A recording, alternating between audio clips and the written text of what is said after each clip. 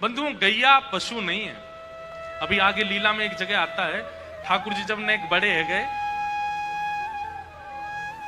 तो मैया से जिद करने लगे, मैया मैं गैया चरावे जाऊंगा। मैया बोली, लाला तू नेक सो गैया इतनी बड़ी बड़ी पामन के बीच में आ जाएगो, पता नहीं चलेगी कहां चलोगो, 9 लाख गैया हैं। ना मैया मैं तो गैया चरावे जाऊंगा। इतने रोए। बहुत सुंदर लीला है गौचारण लीला भी। तो कहते हैं कि ठाकुर जी का रोना शुरू हुआ तो नंद बाबा आ गए। नंद बाबा ने आके की, अरे मेहर जी काय को रो रहे, देखो ना जिद कर रहा हो गैया चरावे जाऊंगा। नंद बाबा बच्चियाओं के संग ठाकुर जी, अब 9 लाख गैया तो बछड़ा बच्चिया कितने होंगे? 9 लाख तो कन्फर्म है। अब एक गैया के 2-2 3-3 बालक भी हैं। ठाकुर जी 12-13 लाख बछड़ा बच्चिया ने चरावे जावे। गर्गाचार्य जी आए, सांडिल्य मुनि आए, सबने आकर के लाला को तिलक कियो। यशोदा मैया ने, गोपाष्टमी की पूजा ऐसी होती है ठाकुर जी की। गोपाष्टमी को ठाकुर जी गोपाल पाग धारण करते हैं, बहुत सुंदर लगते हैं। उसमें ऐसे 2 सींग निकल जाते हैं, यहां से 2 ऐसे नीचे आ जाते हैं। ठाकुर जी फिर जाते हैं गैया चराने। तो यशोदा मैया पादुका पहनाने लगी लाला को। लाला बोले, मैया जी क्या कर रही है? लाला तो पादुका पहना रही हूं, तू वन में जाएगो कांटे लग जाएंगे। तो ठाकुर जी गिनती करने लगे। यशोदा मैया बोली, जी कहा कर रहे हो लाला? बोले, मैया मेरे तो 2 ही पांव हैं, बछड़ा बछियान के तो 4-4 हैं, इनके काजे भी पादुका लिया, इन सबन के भी पामन में हम पादुका पहनावेंगे। तो यशोदा मैया के मुख से गलती से निकल गई, बोले, लाला जी तो जानवर हैं, जानवर कोई पादुका पहने? जैसे ही ठाकुर जी ने सुनी जानवर, ये तो जीव है, ठाकुर जी पछाड़ खा के गिर पड़े, रोने लगे। अपने सबरो श्रृंगार बिगाड़ दियो, पटका उतार के फेंक दिए, अपनी माला वाला तोड़न लगे, पादुका उतार करके दूर फेंक दी, जोर जोर ते रो में मोटे मोटे आंसू गिरे। यशोदा मैया ने खूब शांत कराए, लेकिन नहीं भय। जब वो जानवर है तो मैया तेरो तो दूध पियो मैंने, तू भी जानवर है।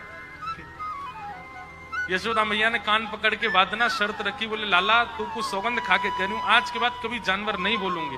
ठाकुर जी बोले, मैया तू नहीं, कोई ने भी अगर गैया ते जानवर कही तो वो मुंह से दूर रह जाएगा।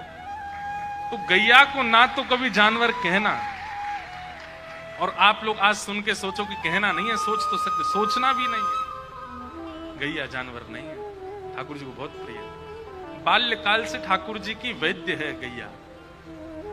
गौमूत्रेण स्नापित्वा, ये सब दूर चली गई होंगी पूतना की, लाला हमारो स्वस्थ है।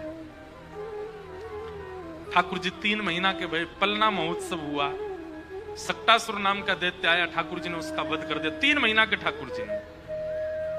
जैसे ही ठाकुर जी 1 साल के भय, भगवान का नामकरण संस्कार हुआ। श्री गर्गाचार्य जी महाराज, जो कि पुरोहित तो नहीं है नंद बाबा के, लेकिन श्री गर्गाचार्य जी की गरिमा महिमा इतनी श्रेष्ठ है, कई बार विशिष्ट महापुरुष आते हैं तो उनसे भी हम अपने घर के बालकों का नामकरण करवा देते हैं, भले ही वो पुरोहित नहीं है हमारे। अब जैसे हम भी तो कथा कर, पहले तो ऐसे ही नियम था कि कुल पुरोहित ही कथा सुनाएंगे, कुल पुरोहित ही पूजा करेंगे, कुल पुरोहित ही अनुष्ठान करवाएंगे। पर अब ऐसा होता है कि अगर हमारा किसी से प्रेम भाव है, कोई महापुरुष है, कोई वैष्णव है, तो हम उनसे भी आग्रह करते हैं। पहले तो ऐसे ही होता था कि कुल पुरोहित ही कथा सुनाने आएंगे, उस खानदान के जो कुल पुरोहित होंगे। अब तो सब जगह जाते हैं। ऐसे ही सांडिल्य मुनि कुल पुरोहित हैं, लेकिन वे कहीं व्यस्त थे तो श्री गर्गाचार्य जी महाराज आए। और फिर इसमें कथा तो ऐसी है कि सांडिल्य मुनि को पता है कि नंद बाबा को लाला, इनको नहीं है, ये तो वसुदेव देवकी को लाला है, और वसुदेव देवकी के कुल पुरोहित गर्गाचार्य जी हैं। तो सांडिल्य मुनि ने योजना बनाई कि भाई कुल पुरोहित के द्वारा ही नामकरण हो ठाकुर जी का, क्योंकि वसुदेव देवकी के कुल पुरोहित गर्गाचार्य जी हैं, तो वे ही गए वृंदावन।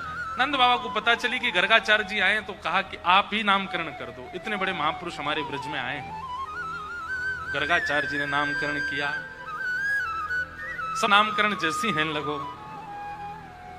क्या कह रहे हैं? आसन वर्णास्त्रयो यास्य गुह्यतो नुयुगम तनु शुक्ले रक्तस्तथा पीत इदानीम कृष्णतां गतः।